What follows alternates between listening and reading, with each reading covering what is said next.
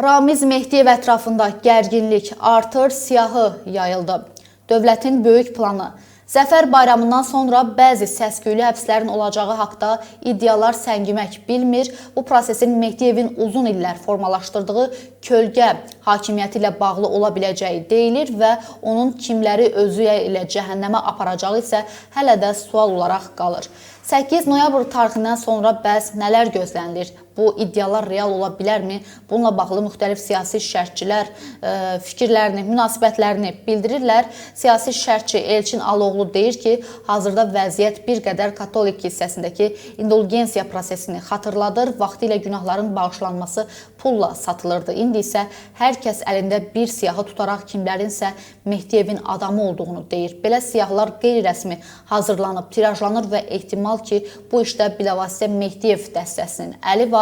Hazırki şəraitdə onunla bağlı istintaq, təhqiqat və araşdırmalar davam edir. Həmçinin də sosial şəbəkələrdə tez-tez vurğulanır ki, əgər Ramiz Mehdiyev pis adam idisə, niyə onu vəzifədən hörmətlə yola saldılar, ordenlər verildi.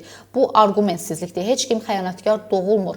İnsan uzun illər sədaqətlə xidmət edə bilər, lakin zamanla onun düşüncəsində və psixologiyasında dəyişikliyin olması mümkündür. Siyasi şərhçi onu da qeyd edir ki, Mehdiyev uzun illər normal fəaliyyət göstərsə də sonradan hakimiyyətə qarşı çıxmaq niyyətinə gəlib və onun siyasi primitivliyi hər zaman özünə göstərib, kommunist düşüncə tərzindən azad ola bilməyib. Mehdiyev güya dövlət şurası yaratmaq istirdi, lakin ona heç kim başa salmayıb ki, dövlət şurası anlayışı İslam mədəniyyətində və Latın Amerikası ölkələrində xunta mənasına gəlir. Deməli, o əslində bir növ xunta qurmaq istirmiş. Mehdiyevin hakimiyyətə gətirmək istədiyi şəxslər arasında cəmiyyətin müxtəlif təbəqələrinin nümayəndələri olub. Lakin həmin şəxslər arasında da sonradan elə Mehdiyevin özünə xəyanət edənlər var və bu adamlar müxtəlif klan və düşərgələrə mənsubdular. Məsələn, keçmiş Nəqliyyat naziri Ziya Məmmədov özünü Şirvan klanının, keçmiş Səhiyyə naziri Əli İnsanov isə Qərbi Azərbaycan klanının dırnaqarası bu klanların rəhbərləri sayırlar, amma İnsanovu Ramiz Mehdiyevin adamı adlandırmaq düzgün deyil. Çünki sabiq məmur özünü Mehdiyevin yerində görürdü və onların münasibətləri həmişə gərgin olub. Və Aloğlu onu da qeyd edir ki, yayılan siyahılarda hətta Mehdiyev hakimiyyətdən getdikdən sonra deputat olan şəxslərin adları da yer alıb və bu primitiv bir yanaşmadır. Bəs bu adamlar həqiqətən də Mehdiyevin adamı idilərsə, necə oldu ki, 2019-cu ildən sonra 2 dəfə deputat seçilə bildilər? Bu artıq absurd bir düşüncədir. Ümumiyyətlə, bundan sonra dövlətin gigiyena əməliyyatı aparacağına şübhə etmirəm. Hakimiyyətdə ciddi təftiş işləri görüləcək, müxtəlif kollaborasionistlər və partiya maraqları ilə hərəkət edən şəxslər də vəzifədən uzaqlaşdırılacaq və həmçinin Milli Məclisdə də ciddi dəyişikliklər aparılacaq və hər zaman qeyd olunur ki, istər icra hakimiyyətlərində, Milli Məclislərdə müəyyən dəyişikliklərin, islahatların aparılması məsələsi də tez-tez müzakirə olunur.